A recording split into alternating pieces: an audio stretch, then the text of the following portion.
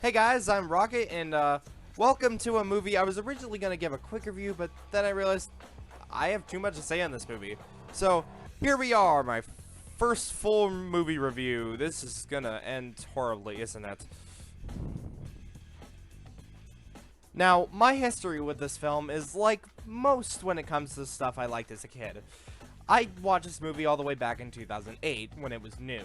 I somewhat remember my mom letting me pick it out at Walmart on those weird pyramid racks. What even were these? What was my child? Why do I even... Okay, back on topic. I loved this movie when I was a kid. I even had that take-along playset back when take-along was actually good. I would watch it on and off throughout my life until I lost the DVD sometime I think around 2013. Then in 2017, I got another DVD of it at a thrift store. Then proceeded to lose it again when we were cleaning in 2019. So, you might be wondering, Rockin', how did you watch the movie? Good question. I watched it on YouTube. I know, and I'm not proud of it, but my mom is real picky on what she lets me order from eBay. I'm still a teen, internet, and I'm not proud of it. God damn it, what is my life? So, well, I guess I should move on to the actual review. Okay, so the plot for this movie is that Sodor Day is going to be celebrated on the island, and Thomas and James have a race to the wharf.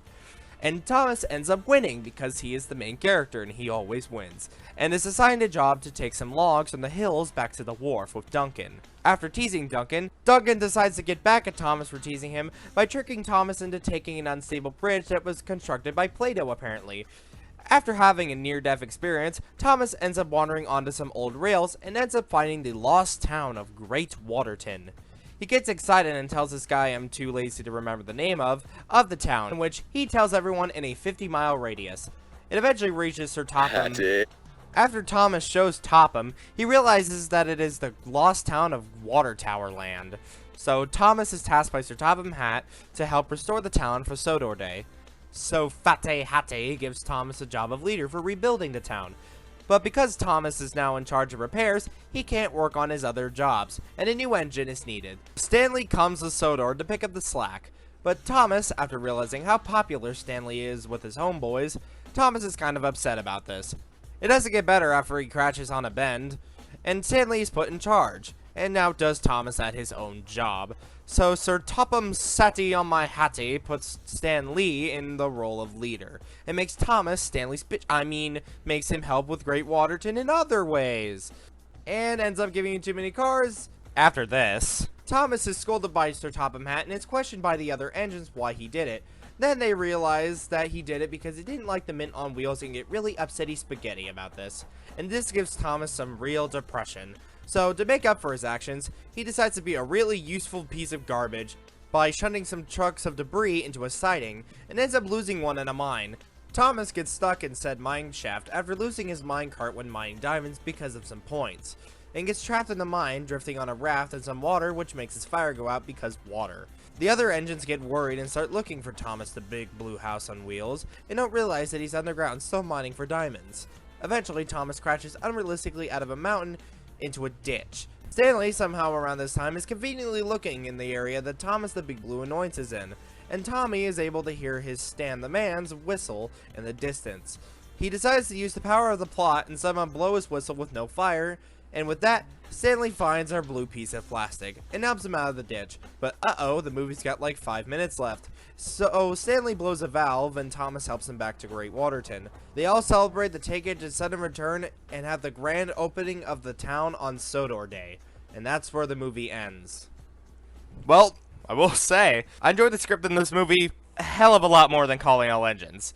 It was way more entertaining for one, and had some real good action and crashes. It's even better if you forget it's in the same era as this. The Great Discovery has, in my opinion, a much better story than Magic Railroad and Calling All Engines combined.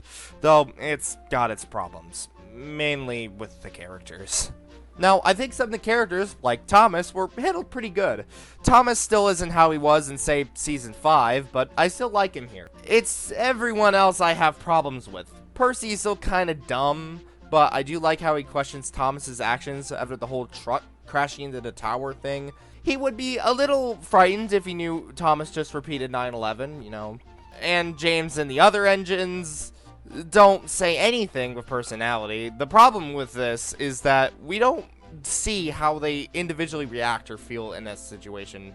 It comes off as blander than paper, and that is most apparent with our newcomer, Stanley. Stanley. He just has nothing to him at all. He's just a mint that feels happy. I don't know how he feels or what his opinion is on Sodor or anything that's going on in the plot. Like, yeah, he gets worried when Thomas goes missing, but still, I know nothing about him. I have this problem with all the Hit era characters. They're flanderized so much and all so bland. To me, the characters were a slight improvement in this movie, but not by much. Well, I guess I'll move on to the movie's beautiful model work. I mean, look at these sets. Jesus, they're fucking gorgeous. And the models of the engines look much better here than they ever had. My god, the lighting and camera work is just... okay. I could gush all day about the models and sets, but I gotta move on. Now I will reveal what is my favorite part of this movie. The narrator. Pierce fucking Brosnan.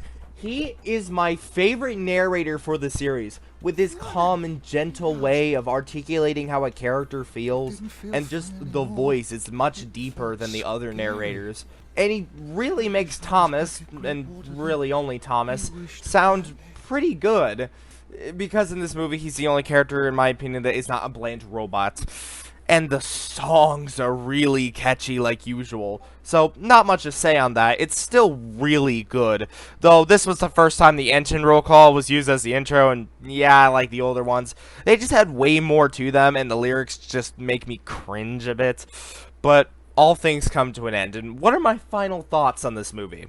Well, I would say it's way better than the last two movies. Had a good plot, great action and crashes, like I said earlier, and I'm looking forward to see how the next movie improves on the better foundation by this, and to see how the next season, season 12, improves from this. But that is for another time. If you enjoyed the video, leave a like, comment, and subscribe for more reviews and other random stuff on my channel.